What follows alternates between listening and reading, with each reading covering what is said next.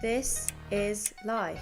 Through the good days and the bad, we see it tagged online with #blessed or BFF, celebrating the ones we love or doing the things we've dreamed most of. Life can change in the blink of an eye, so we continue collecting memories that make the world pass by. I think that's why it's called living your best life. Take that flight, say yes to that job, no time for second best. Wait, something's happening today, I should go, no time to rest. Until you can't keep climbing that wall because you find yourself slipping. One more coffee, two more coffee, I really don't feel like quitting. Until your life just doesn't feel like life anymore.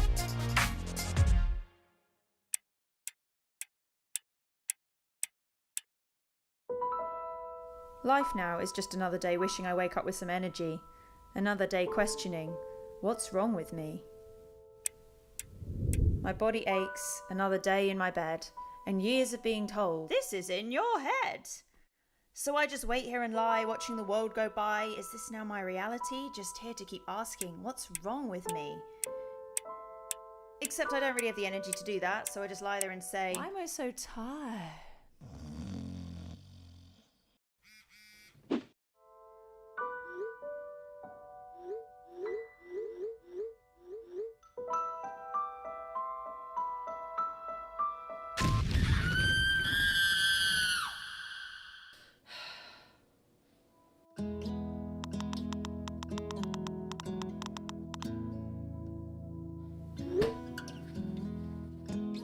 Sometimes saying yes feels easier than giving another reason, which sounds like an excuse, although this excuse is very real, just the diagnosis sounds obtuse. Hey, sorry I feel unwell again. No, there's really nothing else going on. No, I haven't forgotten you or replaced you. No, I don't mean to be withdrawn. Another day inside, but at least I now can close my eyes. Until you remember you've got pills to take, all 63 of them evenly spaced throughout the day.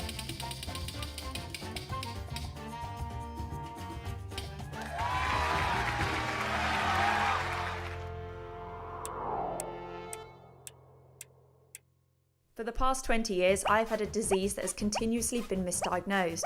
Late 2019, I finally got an answer. So these are the test results that tell me I have Lyme disease. And although it's not something you really want to be diagnosed with, back then I was so relieved. I was so relieved to have a diagnosis. I can do like one thing and then I sleep for the rest of the day and I'm so frustrated. I want to have some energy. I want to go back to normal and stop feeling like I've got to sleep all the time.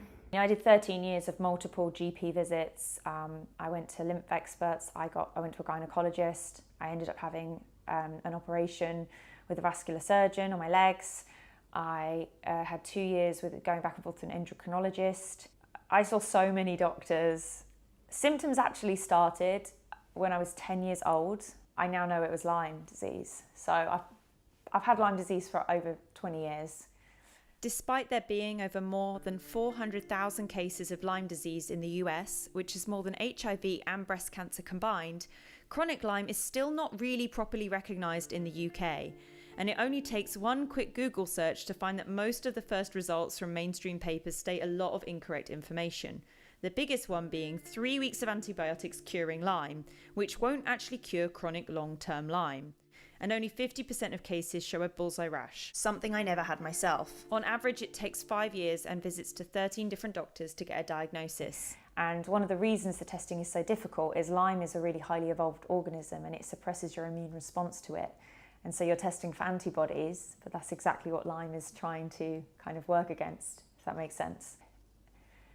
You know, on the bad days, you can't lift your arm up. You know, you can't stand up. You can't. Having a shower and lifting your arms above your head, it hurts. It's like an overwhelming sense of fatigue. If left untreated, Lyme disease spreads and symptoms progressively get worse over time. Lyme patients experience a whole variety of different symptoms, which can come and go randomly. One of the reasons why many are misdiagnosed at first. Even after 2 years of treatment, after 1 day of filming of this, I began to struggle. Oh my god, I'm so tired. Everywhere hurts to touch. It just really, really, really hurts. It's like, it's really hard to describe. It just feels like you're bruised all over. Tick, tock, tick, tick, tick, tick, tick, tick. This all came from a tick, the size of a poppy seed. Just one bite to pass on this disease. I try, but now I just watch the world go by. And those days with the brain fog where everything feels like you're underwater, wading through your own day, watching yourself on the hard shoulder whilst everyone else is on the motorway. One of the worst parts of Lyme is brain inflammation, which I'm having like a bit now. I'm kind of sort of just, I'm just like lost. Do you need a rest? And even when you are awake, you're not really like here. You're just not with it. It just takes everything that's you, like you just lose yourself. It saps all your personality, it saps your speech because you struggle to speak, you struggle to hear, see, my eyesight starts to go.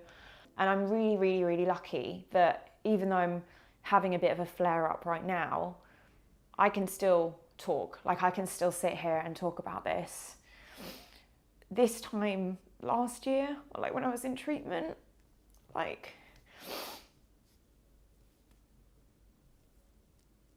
you just sit there, you're kind of like aware that you're living, but you can't get words out. It's just awful. It makes me so upset that like there's people that might be struggling with this and don't even realise they've got it, because we're really good at raising awareness about mental health, and I really think it's important. But I knew nothing about brain health, and you can have as much therapy as you want, but if you've got a brain health issue, that's a whole entirely different problem. And I'm really surprised that we're not taught about this. We're not educated on brain health. There's no other medical profession that I can think of that don't look at the organ they're treating, but with mental health we don't. I've had to kind of go through this side of things alone, because just, you know, how do you explain that to someone? How do you explain brain fog and brain inflammation to people who've never had it? It's just entirely different from walking around with like a broken leg. Yeah. My meds. If you're a Lyme patient and you're doing the antibiotic route, you will probably see a lot of doxycycline. You know when you get an illness and you take antibiotics, they just make you feel better? With Lyme disease, it's actually killing off the Lyme, so you actually feel horrific. That's roughly what I'm going to get through, sort of within breakfast, lunchtime.